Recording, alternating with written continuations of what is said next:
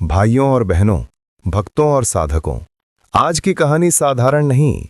ये उन कहानियों में से है जिसे सुनकर मन कांप उठता है, आत्मा झंझना उठती है और दिल अनायास ही कह उठता है, जय जगन्नाथ। तो मन को शांत कीजिए, अपनी सांसों को धीमा कीजिए और तैयार हो जाइए उस रात की यात्रा के लिए जब भगवान ने स्वयं अपने भक्त की रक्षा के लिए प्रलय मचा देने का निर्णय लिया था। अंधेरी रात थी, आकाश इतना शांत कि हवा तक ठहर गई थी और इसी गहरे सन्नाटे में राजगुरु भावदेव पूरी मंदिर के विशाल महलनुमा कक्ष में अपनी आलीशान सेज पर गहरी नींद में सो रहे थे। कक्ष में सिर्फ 2 दियों की रोशनी थी जो दीवारों पर पड़कर रहस्यमय परछाइयां बना रही थीं।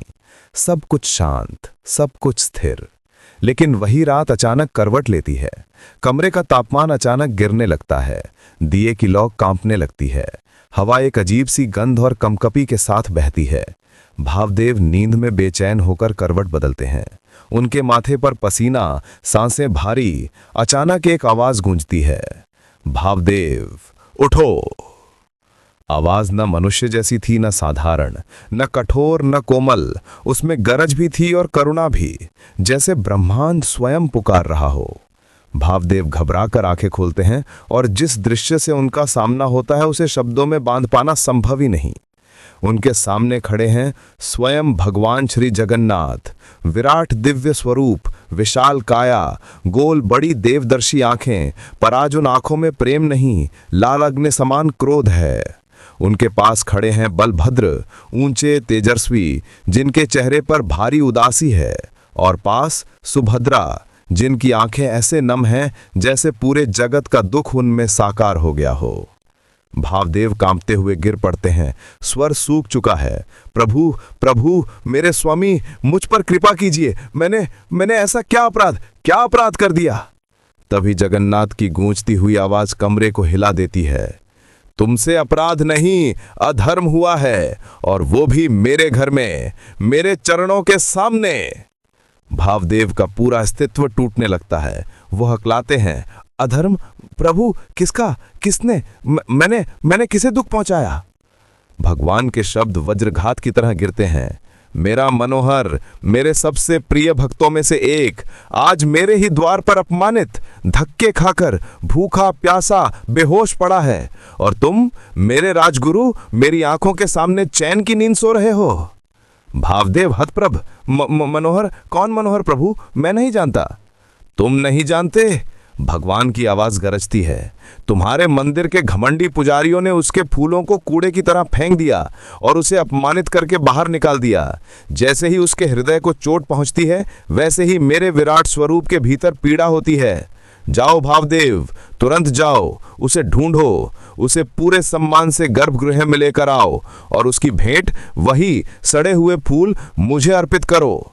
याद रखना, यदि सूर्योदय तक मेरा भक्त मेरे सामने नहीं आया तो पूरी का सूर्योदय सुखद नहीं होगा। और ये कहकर भगवान अचानक अदृश्य हो जाते हैं।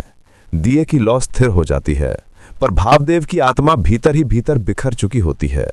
स्वप्न नहीं, संदेश था, आदेश था, मार्गदर्शन था और चेतावनी भी। भावदेव चीखते हुए उठते हैं, सेवकों उठो, मशाले लाओ, मंदिर का कोना कोना छान मारो, अभी मनोहर दास को ढूंढो। पुजारी डर से कांप रहे हैं, पर भावदेव की आंखों में आज कोई दया नहीं, सिर्फ भय है, क्योंकि आज भगवान ने अपने भक्त को अपमानित होते देखा है। भावदेव 2 पुजारियों के पास पहुंचते हैं, तुम दोनों सहद्वार पर थे, सच बताओ, आज दिन में क्या हुआ? कौन आया था?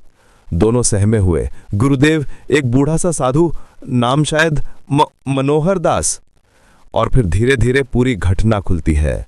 फूलों के लिए आए साधु से अभिमान में भरे पुजारियों द्वारा किया गया अत्याचार, फूलों को कूड़ेदान की तरह फेंकना, साधु को अपमानित करके बाहर धकेलना।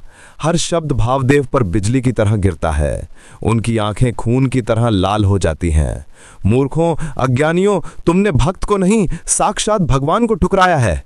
जिन फूलों को तुमने सड़ा हुआ समझा, वो स्वयं प्रभु के संकेत थे। एक पल की देरी किए बिना खोज शुरू होती है। रात का अंधेरा, ठंडी हवा, मशालों की रोशनी और बेतहाशा खोज। आखिरकार मठ के पास एक कोने में भावदेव को एक साधु का निर्जीव सा पड़ा शरीर दिखाई देता है। बिखरे फूल, जमे हुए आंसू, टूटे हुए मन। मनोहर दास, उठिए, हम अपराधी हैं आपके। पानी के छींटे पड़ते हैं। धीरे धीरे चेतना लौटती है। साधु की टूटी हुई आवाज, क्या मैं मर गया हूं?